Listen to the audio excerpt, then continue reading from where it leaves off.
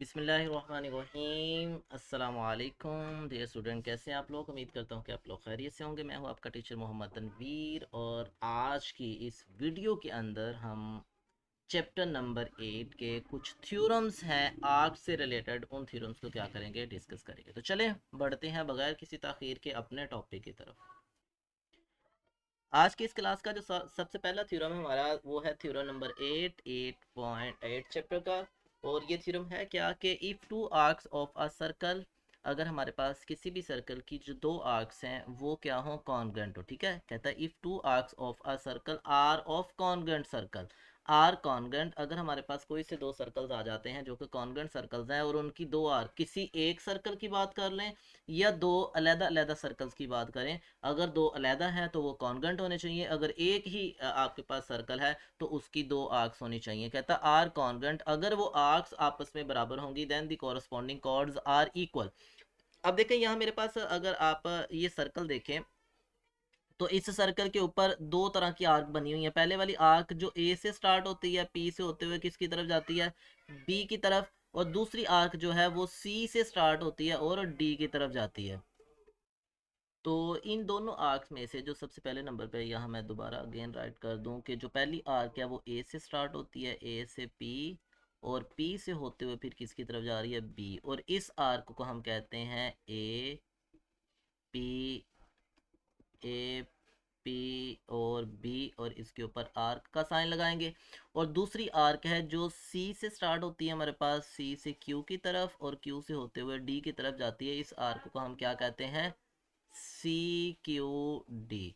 अब ये दो आर्क्स हैं, अगर ये दोनों आर्क्स कॉन्ग्रेंट होंगी, ये थ्योरम बताता है कि अगर ये आर्क कॉन्ग्रेंट होंगी तो इनके एंड पॉइंट से मिलकर बनने वाले कॉर्ड, जैसे ए पी बी में ए और बी को मिलाकर बनने वाला ये कॉर्ड जो होगा हमारे पास, और इसी तरह सी क्यू डी में से सी और डी को मिला के बनने वाला कॉर्ड, ये दोनों कॉर्ड भी कहता है क्या होंगे, आपस में बराबर होंगे। कब बराबर होंगे, जब इनकी कॉरस्पॉन्डिंग आर्क्स आपस में इक्वल होंगी। तो यहाँ लिखा हुआ है कि अगर ए पी बी कॉन्ग्रेंट होगी सी क्यू डी, तो कॉरस्पॉन्डिंग ए पी बी से क्या बनेगा हमारे पास, ए पी बी से ए बी कॉर्ड बनेगा, और सी क्यू डी से मेरे पास क्या बनेगा, सी डी कॉर्ड बनेगा। तो ये दोनों के दोनों जो कॉर्ड्स होंगे वो भी आपस में कॉन्ग्रेंट होंगे, यानी कि इक्वल इन लेंथ होंगे। तो ये था जी हमारा थ्योरम। अब देखते हैं इस थ्योरम से रेलिवेंट अगर कोई प्रॉब्लम आता है तो उस प्रॉब्लम को हमने कैसे अटेम्प्ट करना है।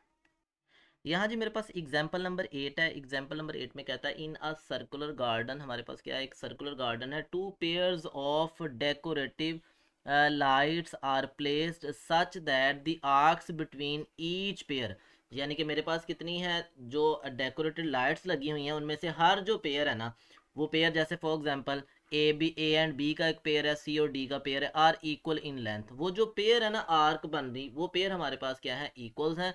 कहता है if the straight line distance between two points A and B is, अगर ए और बी का 8 मीटर हो, what is the distance points C and D, जो सी और डी का डिस्टेंस होगा वो हमारे पास क्या डिस्टेंस आएगा। ठीक है, तो चलें सबसे पहले हम क्या करते हैं, इसकी एक डायग्राम बनाते हैं, और डायग्राम बनाने के बाद समझते हैं कि असल में क्वेश्चन में हमें क्या गिवन है, हम करने क्या जा रहे हैं। तो मेरे पास आ गया जी, ये एक सर्कल है, सर्कुलर गार्डन थी हमारे पास। तो ये मैंने एक गार्डन बना ली, और इसके ऊपर क्या, पेयर ऑफ लाइट्स लगे हुए हैं। और पेयर ऑफ लाइट्स कुछ इस तरह से प्लेस्ड हैं कि सबसे पहले नंबर पे यहाँ लगा लेते हैं कि ये मेरे पास आ गया ए, और ये मेरे पास कितना आ गया, बी। ये पहला पेयर ऑफ लाइट्स है। ए मैं इधर लिख लेता हूँ, ए पी बी, ये वाली पहली आर्क है। और दूसरे वाला मेरे पास क्या है, सी, और यहाँ मैं कर लेता हूँ, और वो मेरे पास कितना है, डी। और ये कहाँ से होते हुए जा रहा, क्यू से, क्यू से होते हुए जा रहा। ठीक है, अच्छा अब उससे अगली चीज़ ये आ गई मेरे पास कि सी और डी को मिलाते हैं ना जब, तो एक कॉर्ड बनता है। ए और बी को जब मिलाते हैं ना, तो यहाँ भी हमारे पास क्या बनता है, एक कॉर्ड बनता है। अब उसने ये कहा कि हमारे पास जो ए से बी है, इसका जो डिस्टेंस है वो डिस्टेंस कितना आ रहा है, वो हमारे पास 8 मीटर है। यानी कि ए बी कॉर्ड का जो डिस्टेंस है वो कितना है, 8 मीटर, 8 मीटर। ठीक है, मैं ज़रा थोड़ा सा इसको हाईलाइट कर दूं, ये मेरे पास आ गया 8 मीटर। तो वो कहता है बताएं जो सी डी है इसका डिस्टेंस कितना होगा। एक बात तो क्लियरली गिवन है कि हमारे पास जो दोनों की दोनों आर्क हैं, कौन से वाली, जो ए पी बी यानी कि ए पी और बी, ये वाली आर्क, और दूसरे वाली यहाँ मेरे पास जो आर्क बन रही है ये कौन सी है, सी क्यू और डी, ये वाली आर्क, ये दोनों की दोनों आर्क्स आपस में क्या है, कॉन्ग्रेंट है। जब ये दोनों कॉन्ग्रेंट हो तो भी हमने थ्योरम पढ़ा कि इन दोनों आर्क से मिलकर बनने वाले जो कॉर्ड्स होंगे वो भी आपस में क्या होंगे, इक्वल होंगे। तो चले लिखते हैं सॉल्यूशन, और सॉल्यूशन में देखते हैं कि हम कैसे इसको डिस्क्राइब करेंगे। तो सॉल्यूशन में सबसे पहले नंबर पे मेरे पास आ गया कि गिवन दैट हमें क्या पता है, हमें पता है कि जो मैयर ए बी है वो कितना है जी, वो हमारे पास 8 मीटर है। ठीक है, तो हमारे पास जब वो वाली चीज़ गिवन है, और सेकेंडली ये बताया गया है कि जो आर्क ए बी और आर्क सी डी है ये आपस में क्या है, कॉन्ग्रेंट है। एंड सेकंड जो इंफॉर्मेशन है वो ये है, यहाँ उसने बताया हुआ कि ईच पेयर, यानी कि जो हमारे पास arcs between each pair A B and C D are equal. ठीक है, वो इक्वल है। तो यहाँ मैं लिखने जा रहा हूँ कि मेरे पास जो मैयर लेंथ ए पी बी, ये वाली आर्क है, ये किसके बराबर है, मैयर length C Q and D, उस आर्क के बराबर है। ये दोनों की दोनों इंफॉर्मेशन मेरे पास गिवन थी। अब पहले वाले पे ए बी की लेंथ बताई गई है, दूसरे वाले में मेरे पास क्या है, दोनों की दोनों जो आर्क है उनकी लेंथ बताई गई है।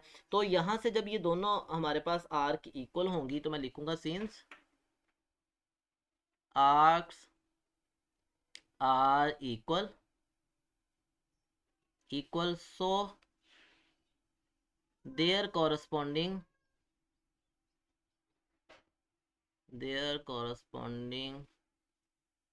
chords are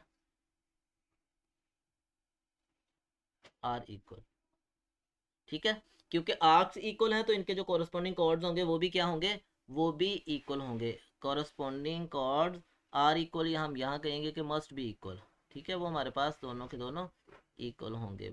chords must be equal. इसका क्या मतलब है, इसका मतलब ये था मेरे पास कि जो मैयर A B is equal to होगा मैयर सी डी कॉर्ड के इक्वल। और मैयर ए बी कॉर्ड कितना था, वो तो हमारे पास 8 सेंटीमीटर था।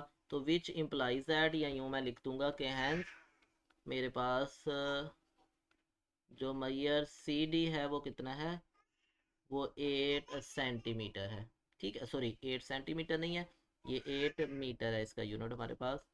तो वो हमारे पास क्या होगा, 8 मीटर आ जाएगा। नेक्स्ट है जी हमारे पास theorem number 7, if two chords of a circle, अगर किसी एक सर्कल के दो chords are of congruent circles, या दो सर्कल्स के दो कॉर्ड्स दोनों के अलग अलग, जैसे डायग्राम में आप देख सकते हैं दो सर्कल्स अलग अलग बने हुए are congruent then their corresponding arcs. तो ये जो पहला हमने थ्योरम पढ़ा थ्योरम नंबर 6, ये इसका कन्वर्स थ्योरम है। 6 में हमने ये कहा था कि अगर आर्क कॉन्ग्रेंट होंगी तो कॉरस्पॉन्डिंग कॉर्ड्स कॉन्ग्रेंट होंगे, और यहाँ हम ये कह रहे हैं कि अगर कॉर्ड्स कॉन्ग्रेंट होंगे तो कॉरस्पॉन्डिंग आर्क, वहाँ आर्क की बात की जा रही थी, यहाँ हमारे पास कॉर्ड्स की बात की जा रही है। ठीक है, तो सेकेंडली मैं यहाँ क्या करता हूँ, डायग्राम बना देता हूँ एक और, जो उसने बात किया है वो ये कि किसी एक सर्कल के दो कॉन्ग्रेंट कॉर्ड्स आ जाएं। जैसे ये मेरे पास क्या है, एक सर्कल है।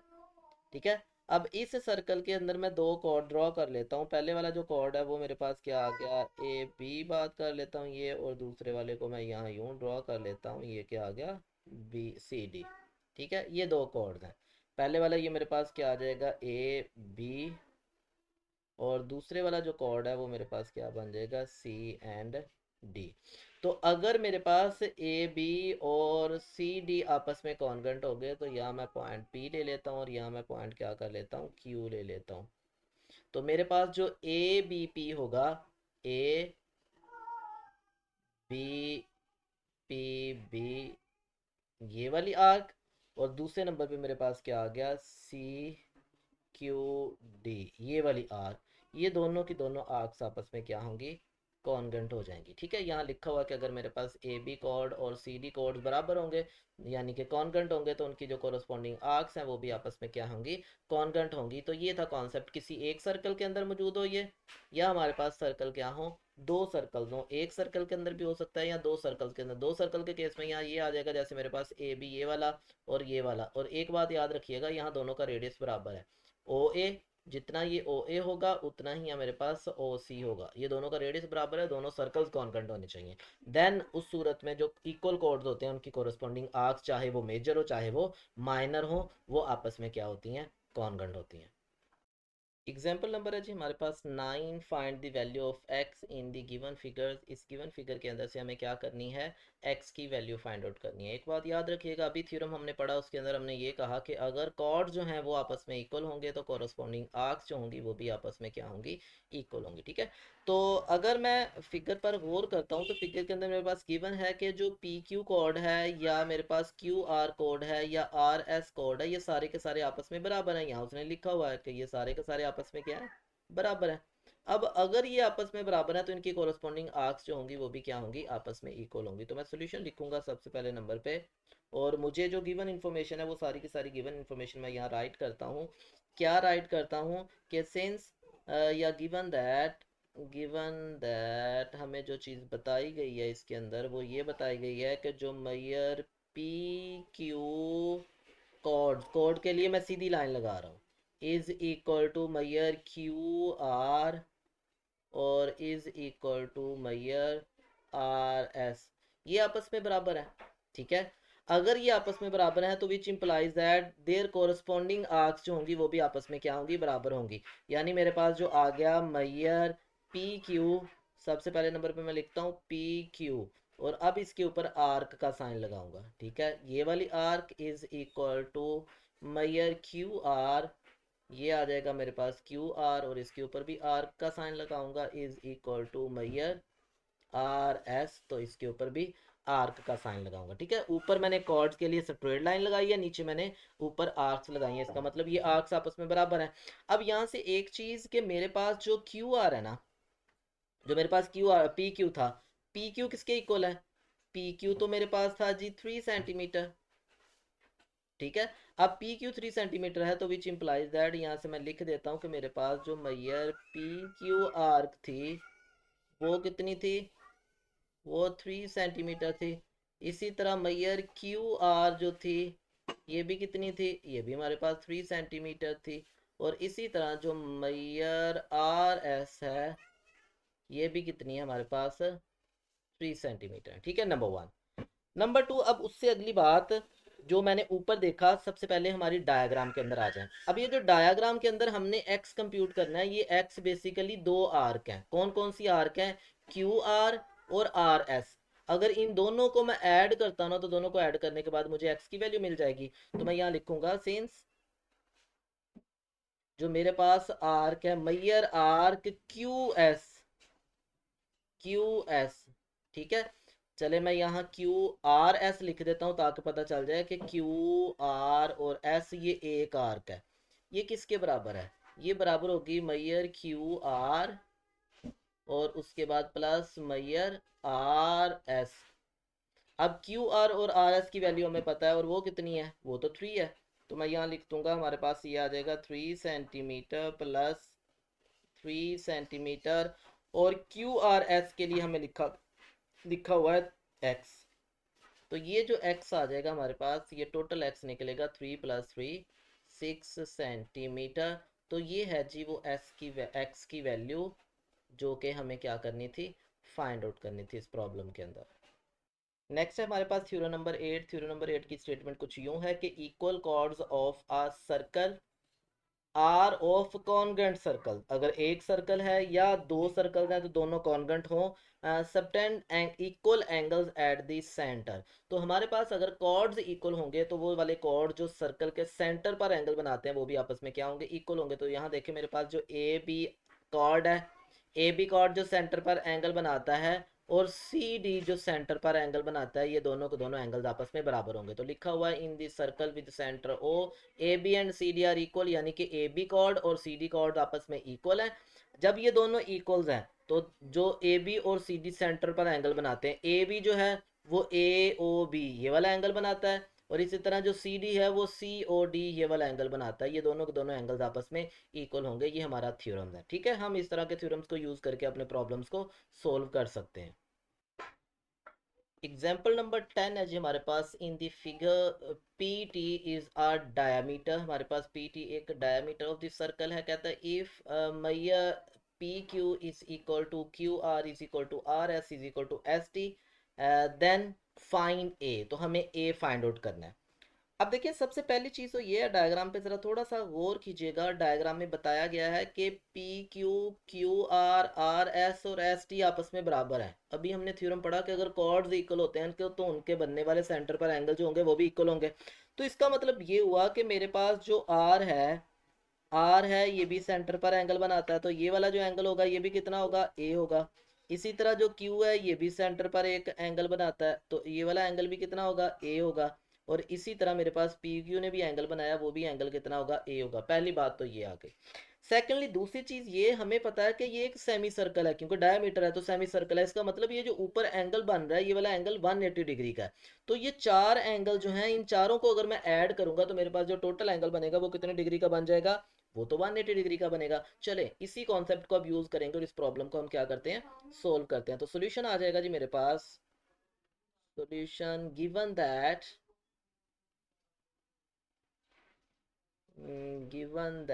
क्या गिवन है जो हमारे पास। सबसे पहली बात तो ये हमें पता है कि जो एंगल है, कौन से वाला एंगल है हमारे पास, एस ओ टी, ठीक है। मैयर S O T is equal to A, मैयर angle S O T is equal to A and, और सेकंड क्या पता है जी, सेकंड ये पता है कि मैयर P Q is equal to Maihar Q R is equal to Maihar R S is equal to मैयर एस टी, ठीक है। ये सारे के सारे आपस में बराबर हैं। अगर ये सारे के सारे आपस में बराबर हैं तो इनके जो कॉरस्पॉन्डिंग एंगल्स होंगे वो भी आपस में बराबर होंगे। इसका मतलब ये हुआ कि मेरे पास जो पी ओ क्यू होगा एंगल, मैयर पी ओ क्यू एंगल का साइन लगाएंगे हम यहाँ, तो मेरे पास आ जाएगा मैयर angle P O Q is equal to होगा मैयर angle Q O R is equal to होगा मैयर एंगल आर ओ एस, और वो होगा इज इक्वल टू मैयर एंगल एस ओ टी। और एस ओ टी जो है वो किसके बराबर है, ए के बराबर। इसका मतलब तमाम के तमाम जो एंगल्स होंगे वो किसके इक्वल आ जाएंगे, ए के बराबर आ जाएंगे। पहली चीज तो ये आ गई, ठीक है। अब देखिए हमारे पास जो कॉर्ड्स के ऊपर एंगल बनता है वो किसके इक्वल होता है, वो तो हमारा 180 डिग्री के इक्वल आता है। तो नो हम यहाँ लिखेंगे कि मैंने यहाँ ऑब्जर्व किया कि ये जो 180 का एंगल है ये तकरीबन चार एंगल्स में स्प्लिट हुआ। सबसे पहला एंगल, फिर ये दूसरा एंगल, फिर देन मेरे पास यहाँ ये तीसरा एंगल, और ये मेरे पास क्या आ गया, चौथा एंगल। इन चारों एंगल्स का अगर सम लेंगे तो वो कितने डिग्री होगा, 180 डिग्री होगा। तो मैं चारों एंगल्स का सम लिखने जा रहा हूँ, और वो होगा मेरे पास मैयर angle P O Q plus मैयर angle Q O R plus मैयर एंगल आर ओ एस और प्लस मैयर angle S O T is equal to 180 degree. अब ये जो तमाम के तमाम एंगल्स हैं ये तो ए के इक्वल हैं, तो इन तमाम की जगह पे मैं क्या लिख दूंगा, ए प्लस ए और plus A is equal to 180 degree. और ये आ गया 4a is equal to 180 degree. तो ए क्या आएगा यहाँ से, 180 डिग्री डिवाइडेड बाय 4, तो a is equal to 45 degree. तो a की वैल्यू क्या आ जाएगी हमारे पास, 45 85 डिग्री आ जाएगी। तो ये हमने इक्वल कॉर्ड्स का कॉन्सेप्ट यूज़ किया कि अगर कॉर्ड्स इक्वल होते हैं तो उनके जो कॉरस्पॉन्डिंग एंगल्स होंगे वो एंगल्स भी आपस में क्या होंगे, बराबर होंगे। नेक्स्ट है जी हमारे पास इस चैप्टर का लास्ट थ्योरम, थ्योरम नंबर 9। और थ्योरम नंबर 9 की स्टेटमेंट कुछ यूं है कि if angle subtended by two chords of a circle are congruent, अगर हमारे पास क्या होगा कि दो कॉर्ड जो सर्कल के सेंटर पर एंगल्स बनाएंगे वो एंगल्स कॉन्ग्रुएंट होंगे, तो उन कॉर्ड्स के दरमियान में रिलेशन ये होगा कि वो कॉर्ड्स भी आपस में इक्वल होंगे। तो ये जो अभी हमने पिछला थ्योरम पढ़ा था ये उसका कन्वर्स है। उसमें हमने ये कहा था कि अगर कॉर्ड्स इक्वल हों तो कॉरस्पॉन्डिंग एंगल जो होंगे सेंट्रल एंगल वो इक्वल होंगे। और यहाँ हम ये कह रहे हैं कि अगर सेंट्रल एंगल इक्वल होंगे तो कॉरस्पॉन्डिंग कॉर्ड्स इक्वल हो जाएंगे। ठीक है, वहाँ कॉर्ड्स इक्वल थे तो कॉर्ड्स इक्वल होने की वजह से एंगल इक्वल हुए, यहाँ एंगल्स इक्वल है तो एंगल इक्वल होने की वजह से हमारे पास जो कॉर्ड्स हैं वो हमारे पास क्या हो गए, इक्वल हो गए। तो अगर डायग्राम पे गौर करते हैं तो डायग्राम के अंदर जो गिवन है वो ये है कि मेरे पास जो एंगल है ए ओ बी और सी ओ डी ये आपस में इक्वल होगा, तो उस सूरत में मेरे पास जो कॉर्ड ए बी आएगा और जो कॉर्ड सी डी आएगा ये दोनों कॉर्ड्स आपस में क्या हो जाएंगे, इक्वल हो जाएंगे।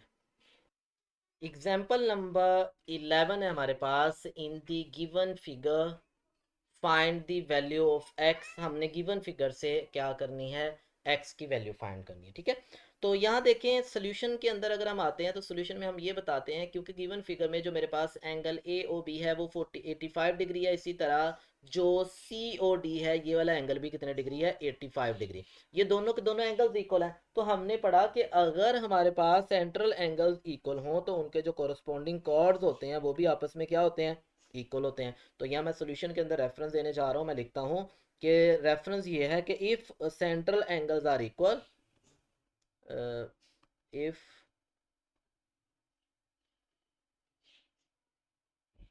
central angles are equal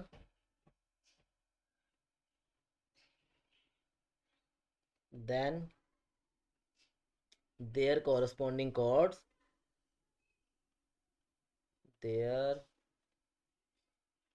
corresponding chords, जो corresponding chords होंगे वो क्या होंगे, are also equal।